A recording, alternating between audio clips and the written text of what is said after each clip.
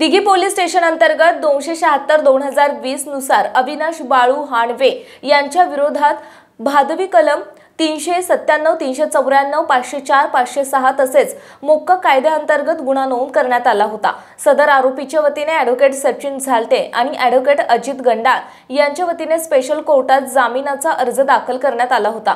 सदरचा आरोपी टोळी प्रमुख असून त्याच्यावर यापूर्वीही 307, 302 खंडणी यासारखे गुन्हे दाखल आहेत। तरी सदर आरोपीने संघटितरित्या कोणताही गुन्हा केलेला नाही। सदर आरोपी विरुद्ध मोक्का कायद्याअंतर्गत कारवाई करण्याइतपत पुरावा कोर्टात दाखल नाही, असा युक्तिवाद ॲडव्होकेट झालटे आणि ॲडव्होकेट गंडाळ यांनी केला। सदरचा युक्तिवाद ग्राह्य धरून स्पेशल मोक्का कोर्टाचे न्यायाधीश पी जाधव यांनी आरोपी अविनाश बाळू हाणवे यांना शिवाजीनगर कोर्टात जामीन मंजूर झाला आहे।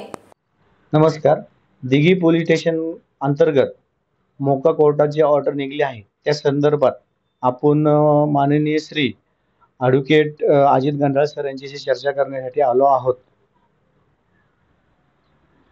दिघी पोलीस स्टेशनच्या अंतर्गत 276/2020 च्या गुन्ह्यामध्ये तपासामध्ये आरोपी नामे अविनाश बाळू धनवे याच्या विरोधात पोलिसांनी मोक्का अंतर्गत कारवाई केलेली होती।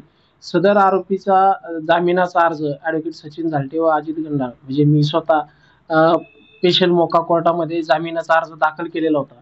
यामध्ये आरोपीच्या बाजूने युक्तिवाद करत असताना मेहरबान कोर्टाच्या समोर आम्ही जो काही युक्तिवाद केला तो महत्त्वाचा असा होता की आरोपीच्या विरोधात जरी पहिले काही गुन्हे दाखल असतील तर त्या गुन्ह्याच्या अनुषंगाने जर पाहिलं तर चार्जशीटमध्ये म्हणजे जे काही पोलिसांनी इन्व्हेस्टिगेशन केलं त्यामध्ये असं कुठेही दिसत नाही की आरोपीनं संघटितरित्या कोणता गुन्हा केलेला आहे।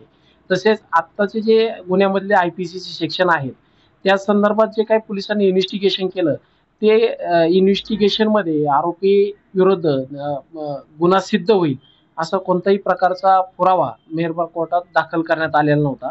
सदरचा युक्तिवाद मेहरबान कोर्टाने ग्राह्य धरून आरोपीस जामीनावर मुक्त केलेला आहे। सर, आरोपी किती वर्ष या किती दिवस येरवडा जेलमध्ये होता?